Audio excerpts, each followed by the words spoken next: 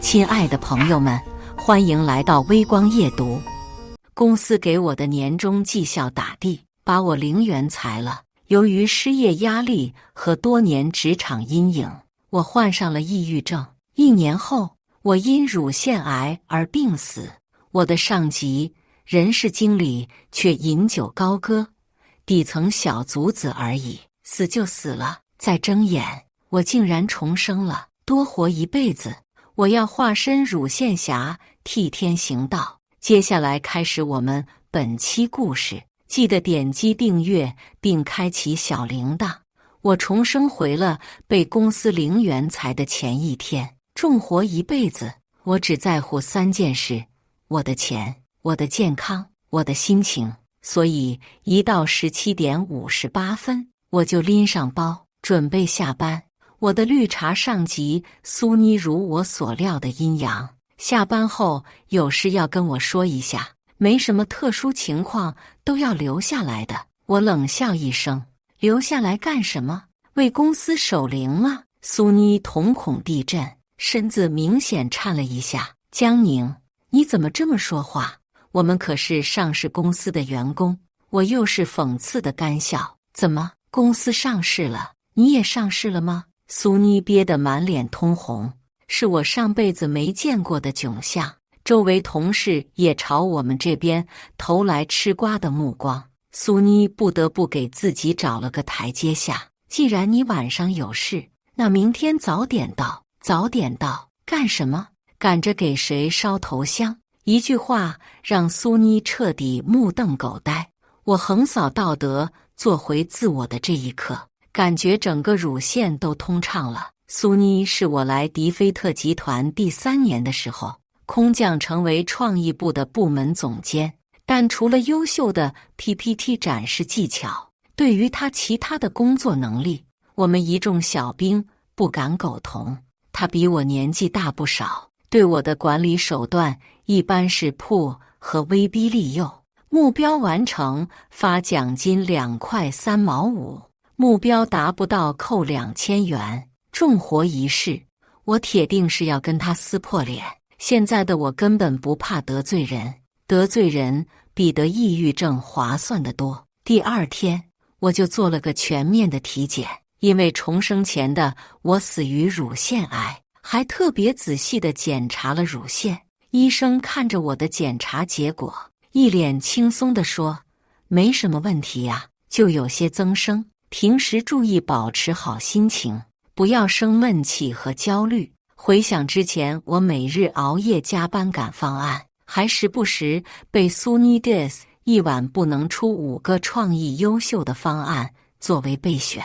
多年的恶劣睡眠质量和精神压力，加上裁员后，人事一直在圈内散播谣言，害我找不到工作，没有工作，失去医保，就医压力增大，多重因素叠加在一起，我的病情迅速恶化，年纪轻轻便死在病床上。那些压力没有转变成工作和生活的动力，却转变成了病历，打工而已。这辈子绝对不能让这破斑成为我的乳腺结节。我卡着上班时间到办公室的时候，办公室已经齐刷刷地坐满了人，他们向我投来惊异又想看好戏的目光。隔壁工位的舔狗男同事理查德看好戏一般站在我工位旁边，他胳膊抱在胸前，趾高气扬地盯着我。江宁，去下人事部。安妮，姐喊你。我放下包，抬头白了他一眼。知道了，刘二柱。他最讨厌我们叫他中文名字。上一世，他每日怒舔苏妮，当上了创意部经理。我们一众创意部小兵羡慕不已，但他最后仍旧逃不过被零元裁的命运。理查德脸上一阵白一阵红，气得不轻，抱着胳膊发出弱弱的嘲笑。江宁，你哪来这么大的狗脾气？我可听说你的年终绩效可是末位哦，关你屁事！我面无表情，让我低眉顺眼，那是另外的价钱。我早就知道今天人事经理要找我谈话。上一世也是这样一个风雨交加的天气，唯一不同的是，上一世的我坐在会议室，小心翼翼瑟缩在角落，焦躁不安地等待着人事部的结果。这次我特意穿了一身黑色貂皮大衣，涂上了最有气势的姨妈色口红，蹬了一双7厘米的漆皮高跟鞋，像个债主一样坐在会议室 C 位。我昨晚特意做的豹纹美甲，铿锵有力的一下下敲击着桌面。人事经理安妮皱着眉看向我，这位安妮是我们互联网行业的灭绝师太，从她手上被辞退的员工都将被她拉入行业黑名单，从此在这一行销声匿迹。宁宁，我记得你刚进公司的时候是个挺朴素的小姑娘。我没说话，扯着一丝玩味的笑容看着她表演。我跟你的直属领导苏妮目前觉得你的工作能力胜任不了这份工作，你目前所做的创意和方案也跟不上公司的发展。我眼皮一翻，表现出不耐烦的样子，他眼神里却有一丝不易察觉的慌乱。我闷哼一声，随即怒对出气，我能力不行，你还招我？安妮刻意抿了口咖啡，开始展示她的破功底。其实我对你是有一些失望的，当初面试的时候给你定级3，是高于你的面试水平的，现在看来你也就区一个1级。现在呢，你也知道的，大环境不好，咱们公司效益也不好，你也算是老员工了，公司走到现在筚路蓝缕，非常不容易，跟上一世一模一样的套路化。随即他会告知我工作能力差，会给我的年终绩效打地，接着威胁我，因为我怠工要给我严惩，劝我主动离职，不然让我在行业里混不下去。我此刻只觉得无聊和厌烦，干脆在他面前掏出手机，当着他的面打开录音功能。安妮女士，请问您作为迪菲特集团的人事经理，可以对今天您的言论负责吗？安妮捏着手上的那堆文件，有点愣了。那您这边不回答，我就当您默认了。为了保护公司、经理您以及我的权益，我已经开始录音了。安妮回过神来，江宁，我招你进来的时候，觉得你是个很单纯的小孩。今天如果你是这种态度的话，那没必要谈了。单纯，就是因为单纯，我才让工作耗尽了我的热情和生命。这一世，我连夜读了劳动法和多个仲裁案件的裁判文书，就是为了惩治这群法外狂徒。我跟安妮聊得不欢而散，但裁员的名额已经给到各部门，箭在弦上，不得不发。可我没想到，第一个年终绩效拿到地，被零元裁的人不是我，换成了那个倒霉舔狗理查德。卑微舔狗舔到最后一无所有，理查德的英勇就义换来了我更多的战斗时间。趁着公司还没对我下手，抓紧整理了我在公司6年的考勤记录，在公司所获荣誉、工资明细、加班时长证明、社保参保证明、工作证件证明、协同部门工作记录、OA 审批记录等，全部录屏加截图备用。我开始疯狂地在互联网上搜集公司违法不合规的证据。打开某查查，我依次找出公司旗下的28家关联子公司。打开某论股平台，找出迪菲特集团最近股票的动向和股民的反应。打开某全民讨论社区，查询最近吐槽迪菲特和子公司的帖子。他们果然对理查德故技重施，在他的离职证明中明确写了该员工因为消极怠工，且多次不到饭点自行用餐，构成严重违纪，故此离职，这些莫须有的罪名，导致他无法找到一个合适的下家。一旦遇到背景调查到上家单位的，安妮便会露出丑恶嘴脸，把理查德贬得一文不值。理查德在互联网行业身败名裂。我叹息着摇摇头，按下某某聘招聘网站上迪菲特集团20几家子公司的举报案件，理由是该公司试用期不缴五险一金，存在违反劳动法的情况，建议严查加下架。文字还没发送出去，便有人大呼小叫着跑进办公室，不好了，有人举报我们公司甲醛超标。安妮姐，消防部门来查，说我们消防通道堵塞，消防设施不合格。我天！工商这边打电话来说，有热心群众反映我们销售假冒伪劣产品。哎呀，有大妈投诉我们公司大楼是违规建筑。领导，税务局老师来查了。迪菲特集团突如其来的大检查，让各个部门如临大敌。一瞬间，迪菲特上上下下所有员工忙得人仰马翻。苏妮面色凶恶地从外面跑进来，冲我大喊：江宁，我群里发的你没看到吗？让你给工商老师准备产品资料页，你还没弄好。我不慌不忙打开电脑，事不关己搬到我手机上，跟你的共同群有1000多个，谁知道你在哪个群说些什么？苏妮一个箭步冲到我的工位，自己上手翻我电脑，资料还没翻到，这唇笔把我电脑给干死机了。苏妮火冒三丈，差点没把我电脑当场吃了。你都装了些什么乱七八糟的软件？电脑这么容易死机？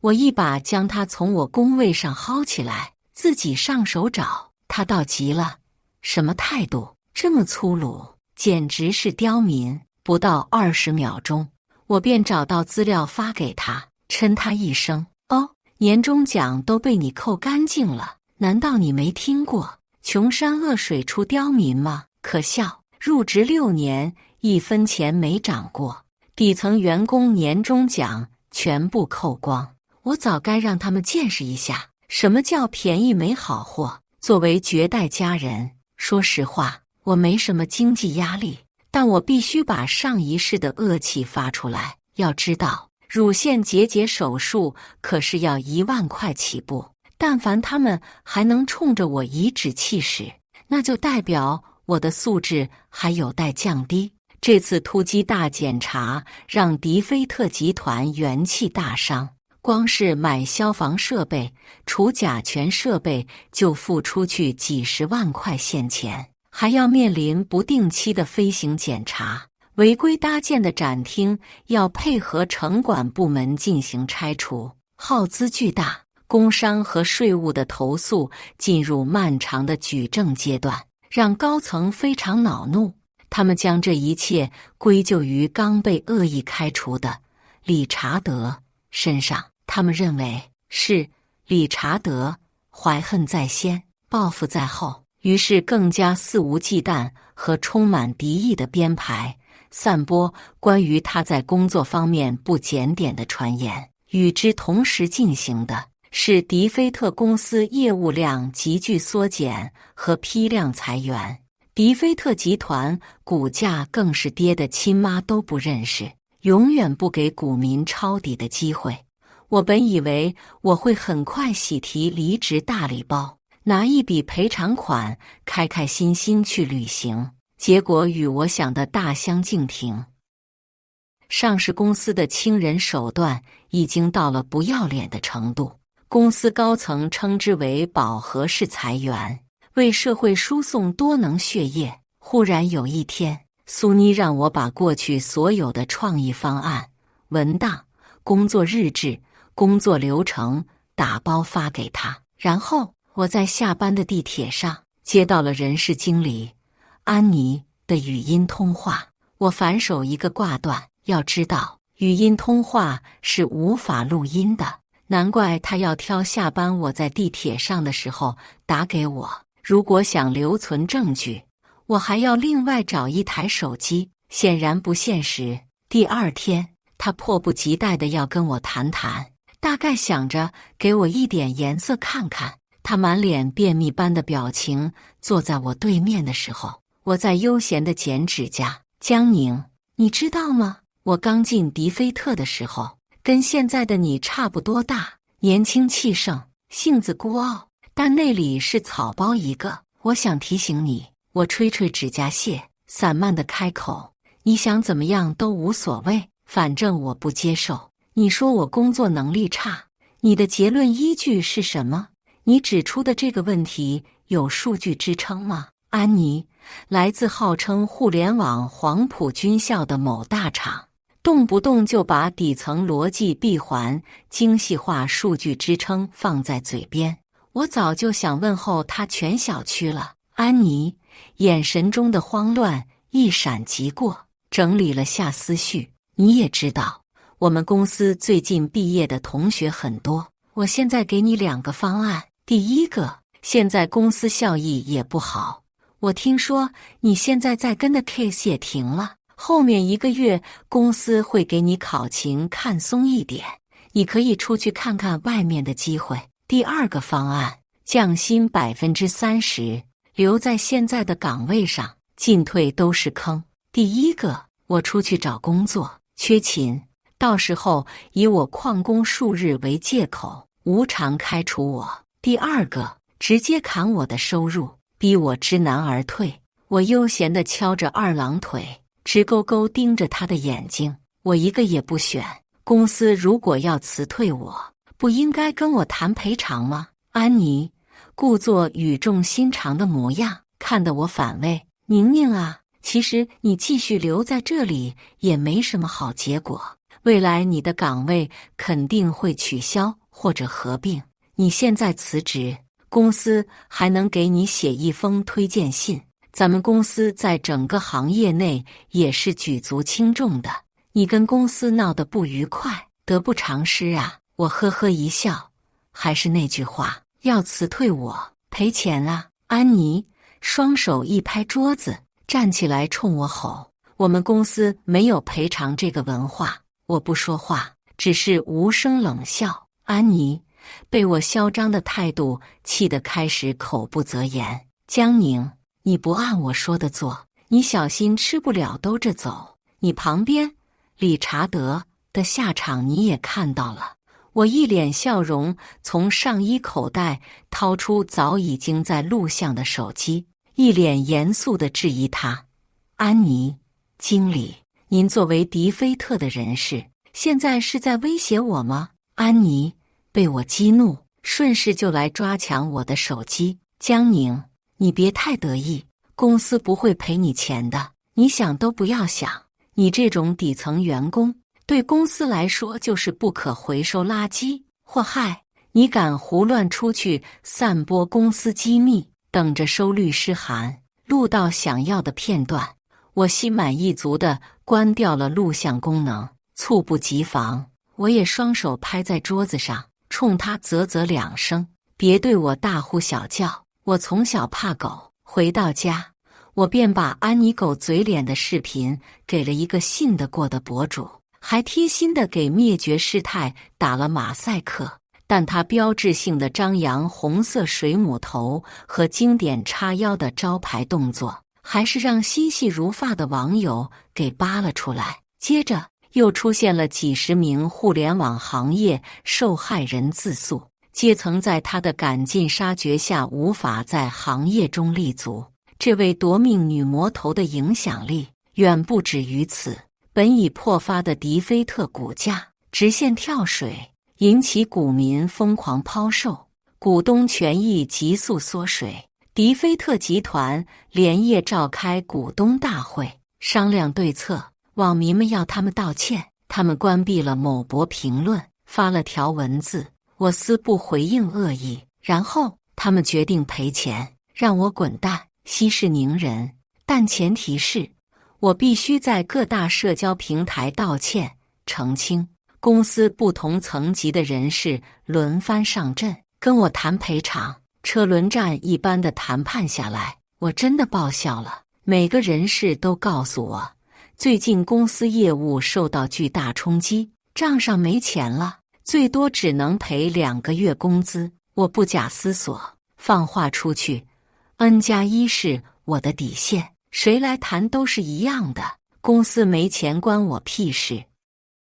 有钱的时候也没有多给我1分钱。如我所料，谈崩了之后，一个我在公司茶水间刷用手机购物网站的视频，以及一份伪造的出勤表被人为顶上热搜。不久，一小部分网友开始攻击我的学历、家庭背景和工作履历。几个大 V 带头引导舆论，说我正式入职工作的同时，还耗费时间在某社交平台做自媒体，赚得盆满钵满。公司的几个高层也纷纷出来回应，年轻人应该目光长远，建议年轻人用下班时间多思考，提升自身。看着这些爹味浓重和一边倒的舆论，我有些恍惚。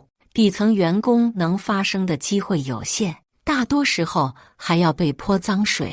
接着，我收到了来自人事部的降薪邮件，告知我以后只会发基本工资9000块钱，取消绩效工资。网友们期待已久的安妮全网道歉并没有出现。安妮自罚3杯之后，又官复原职，每日在我面前大摇大摆。公司有的是办法治你这种底层，你等死吧。1个月后，我果然只收到9000块钱工资，但我却高兴的一晚上没睡着觉。其实收到降薪通知当天，我便已经用 EMS 快件向公司相关部门寄出了不同意降薪的纸质告知书，并保留了送达回执，然后在自己岗位上该干啥就干啥。我以克扣薪资为由，向公司发了解除劳动关系通知书，告知他们该行为已经严重侵犯本人合法权益。不久后，我向公司所在行政区域劳动监察大队举报公司违规，然后我以公司未足额支付劳动报酬为由解除劳动合同，提起仲裁。安妮接到仲裁通知书下达的那一天，就停了我在公司所有的权限，但嘴还是很硬的。你这种人还敢去仲裁？你有什么脸？你会一辈子背着这个污点。公司给你工作，发工资给你，你不懂感恩也就算了，反而恩将仇报。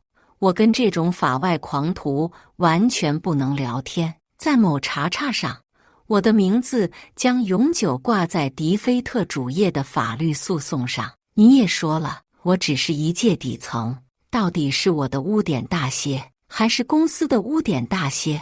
我的上级苏妮这时候跳出来，跟安妮2个人搭台唱戏。苏妮唱的是白脸。江宁，你还年轻，心气太高，你这样跟公司搞得太难看，你下家都找不到。退一步说，你去跟公司打仲裁，我们可是上市公司，你觉得能没有背景吗？这仲裁你以为这么好搞吗？你也跟我3年了，你说你到底要什么？我尽量帮你去争取。安妮一脸小人相告诫我，你这种人呢，可能不知道，上仲裁呢，现在排期满着呢，调解不成你还得1审、2审，号称老姑娘了你还是拿不到钱。你不要偷鸡不成蚀把米。我爆笑一声，怎么，我维护合法权益，在你们眼里倒像是抢你们家的钱？你们把公司当家，公司也把你们当家人看吗？上一世，公司剩下了一些没有被裁员牵连的幸运儿，其中就有安妮和苏妮。但下一秒，公司直接注销，然后换壳一个新公司，让这些员工去签新公司的合同，仲裁主体都找不到。好一招金蝉脱壳，在外人眼里，我铁定是要被公司扫地出门了。安妮停了我的权限后，我并没有立刻就走，而是照常上下班。不能用钉钉打卡，我就拍照打卡。领导不给我派任务，我就坐在工位上读员工手册。他没有办法，只好把保安喊上来，请我出去。那我只好录像取证并报警。这下保安也不敢对我怎样了。安妮把离职证明和劳动关系终止通知书扔给我，让我立马滚蛋。我深知这里的坑，因为上一世后来被裁的财务同事就是这样被做局离职的。怎么是劳动关系终止通知书？你应该给我解除劳动关系通知书。我抱着胳膊盯着他，爱要不要，其他的没有。上市公司的人事竟然是法盲，到时候别怪我没提醒过你。我笑着接过那2份东西，不出我所料，我的离职证明上果然写满了对我的控诉，小作文一般洋洋洒洒写了半张纸，包括工作不积极、无尊卑观念、无职场秩序等离职理由。然后我稍微收拾了一下东西，对我一直以来恨得牙痒痒的几个 PPT 达人同事说，都下班了，你们也别摸鱼了。 Tracy， 你晚上不还得更新纯爱小说？当当，你下班不是还要搞擦边直播？别装了。这几位好同事平时没少给我穿小鞋，他们想杀人的目光落在我背后，而我终于离开这座魔窟。没过几天，安妮手下的实习生潇潇给我打来电话，说给我的材料错了，安妮叫他跟我换一下。我哑然失笑，安妮，这是什么卓越的工作能力？江宁姐，我领导这边问了公司法务，说劳动关系通知书给错了，法务说给你这个东西坐实了违法解除劳动合同，要赔你2N，他让我想办法换回来。我跟潇潇是同校师姐妹，私交不错，偶尔会约着去打羽毛球。那你想了什么办法？潇潇扑哧一下笑出来，我早就不想干了。你知道过2天年会1等奖是什么吗？总经理为你高歌一曲，过于下头了。我思索了一下，前年的1等奖是与董事长聊天1小时，去年的1等奖是与上级共进晚餐。我好心提醒潇潇，如果你抽到了1等奖，就悄悄吃掉吧。潇潇在电话那头爆笑，宁宁姐你知道吗？我们剩下的员工都很羡慕你的勇气，他们都期待你能有好结果。这些年大家敢怒不敢言，即使是和平辞职，有时候也会遭到行业封杀。你现在是我们很多人的精神支柱了。你知道接替你岗位的是谁吗？我合理猜测，实习生还是应届生，资历不会太长吧。 Bingo， 潇潇无奈道，创意部整个部门都要被端了，全换成工作经验不超过3年的，年龄要在25岁以下，正常。我们那一批熬夜熬不动，画大饼骗不了，被称赞不上头，早被他们认为是老油子了。潇潇鼓励我，宁宁姐，我们一定会胜利的。此时我并不知道我们这2个字的真实含义。没多久，一个顶着暴躁如雷头像的人加我微信，是苏妮推荐给他的，上来就问我离职前跟的方案 PPT 加密文件密码是什么。我回 SB13 Dion， 然后拒绝了添加好友请求，暴躁如雷回了个，过了一会又发了个你在挑战我。马上苏妮在微信上质问我为什么骂人，还刻意提醒我，如果工作不交接好，公司产生巨额损失，会让我吃官司。那你报警吧。一句话塞得苏妮好几次对方正在输入，最后不知道忍辱负重，给自己做了多少心理工作，才开始与我对话。江宁，在公司这几年，你辛苦了。我回得很快，你知道就好。你看，要不然看在公司培养你这么久的份上，跟提米说一下你以前负责的一些工作，我可以向公司申请一些费用。你自己说的话，你信吗？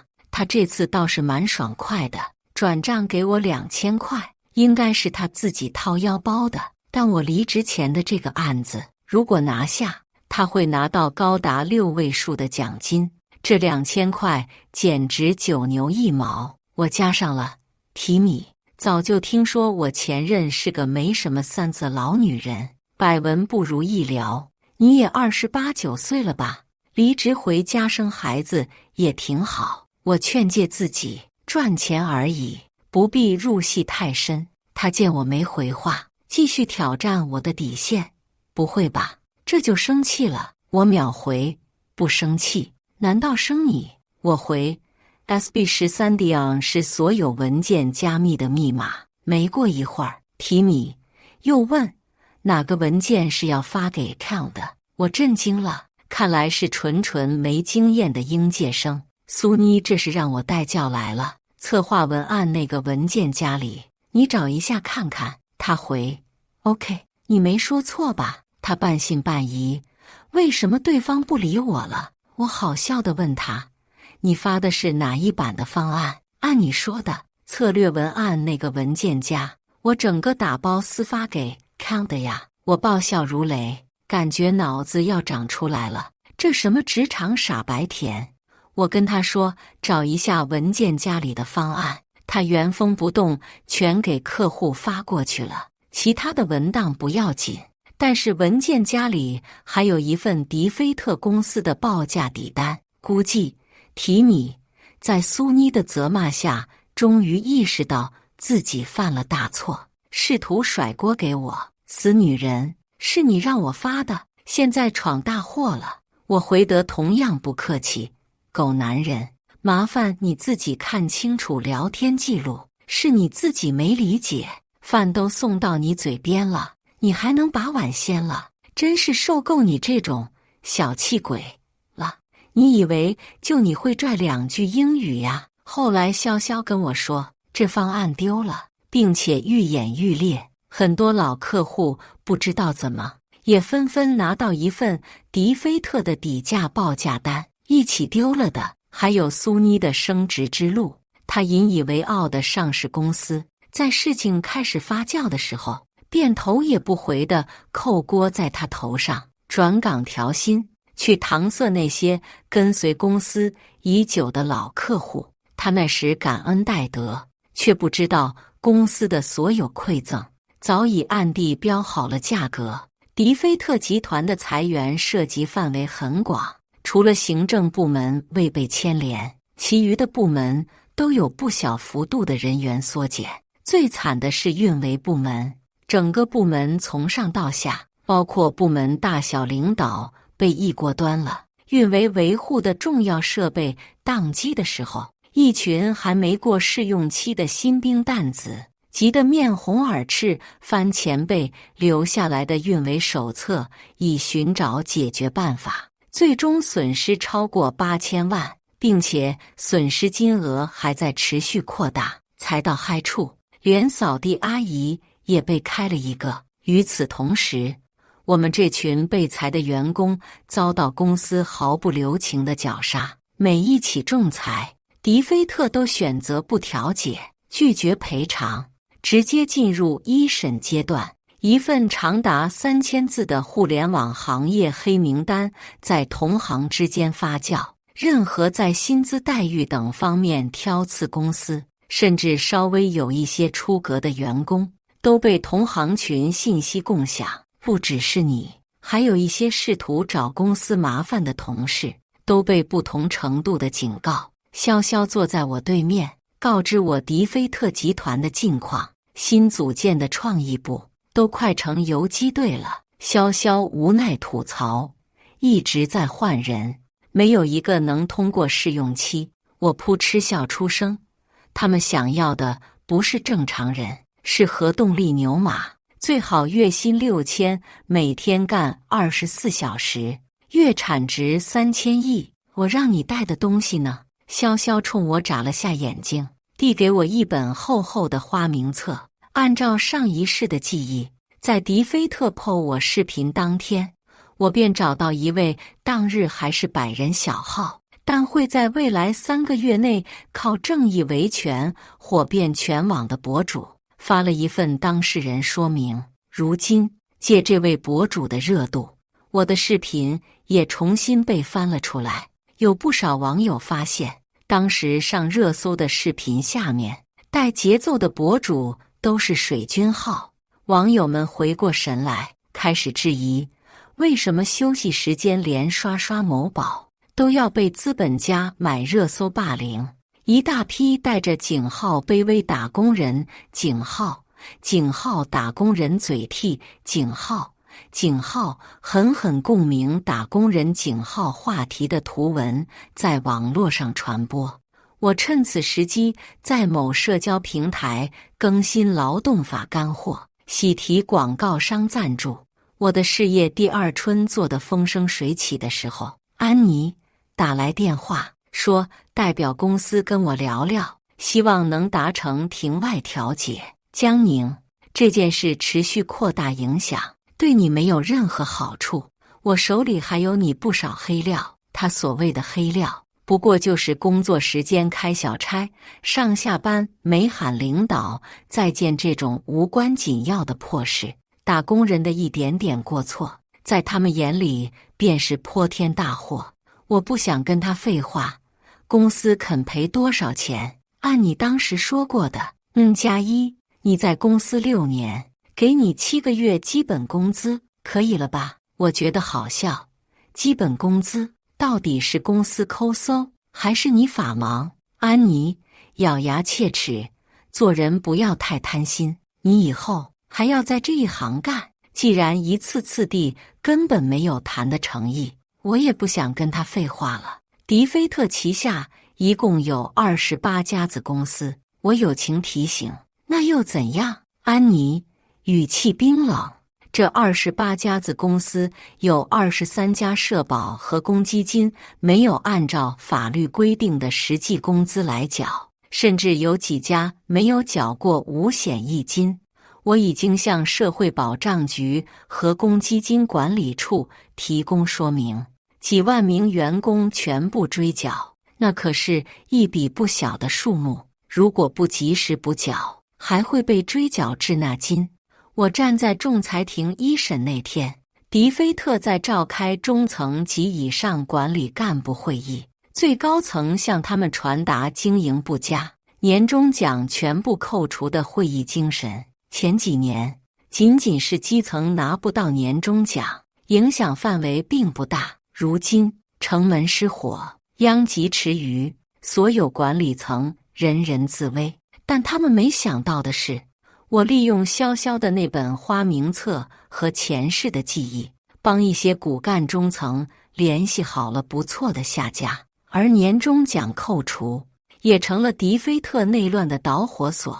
那些早已有下家的骨干中层对公司最高层质疑、指责，好好的管理层会议成了迪菲特的散伙会。一审当天，我知道我赢了，裁决书下来，我拿到了非法解除劳动合同的12个月工资赔偿金，多年来的加班费补偿，还追缴了社保和公积金。可我真的赢了吗？费了这么大力气，我只是拿到了本应该拿到的赔偿。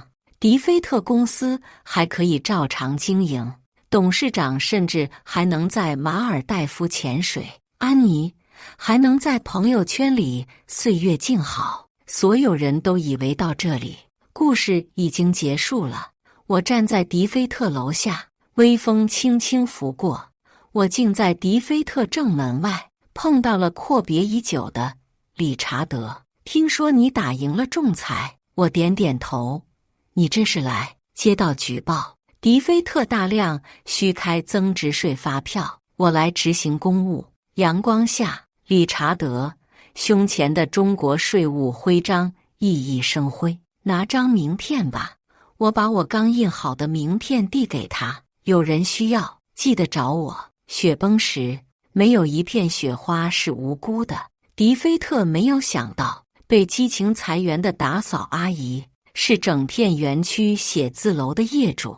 我在名单上看到她名字的时候，欣喜若狂。没过多久，迪菲特原办公大楼租金涨价70%，迪菲特迫不得已将办公大楼搬到了郊区。早在重生第一天，我就已经跟朋友低价重仓买入迪菲特对家的股票，如今已经在美股市场翻了几个跟头。我准备多时，终于在迪菲特新办公楼对面跟别人合伙开了律所。上班第一天，开业大酬宾，群发律所名片给迪菲特已经离职的和在职员工，欢迎他们来我新办公室聊聊。委托费3折，而潇潇苦口婆心劝自己爷爷从迪菲特撤资，转投了对家公司，收获巨大回报。我持有的股票又翻了几个跟头，我也终于明白了那句我们的含义。后来听说我的老领导苏妮被公司揭发贪污私收回扣，锒铛入狱，而人事经理安妮裁完一大批人后，自己也被裁了。3000字的黑名单曝光，安妮是始作俑者的时候，她也接到了公安机关的电话。再后来听说迪菲特偷税漏税且拒不整改，底层员工的饱和式打击，最终成为割破上市公司大动脉的引子。理查德考上了税务局公务员，潇潇回家继承家业，把对家公司做大做强。我开启了绅士唯一一家以劳动仲裁案为特色的律所，我们都有光明的前途。一束温暖的阳光穿过层层高楼，照在了底层楼的小树苗上。但迪菲特集团破产了。感谢大家的观看，本期故事精彩吗？欢迎大家在下方评论区吐槽。如果你喜欢这类故事，记得点击订阅微光夜读，并分享给更多的人，这会对我帮助很大。再次感谢大家的观看。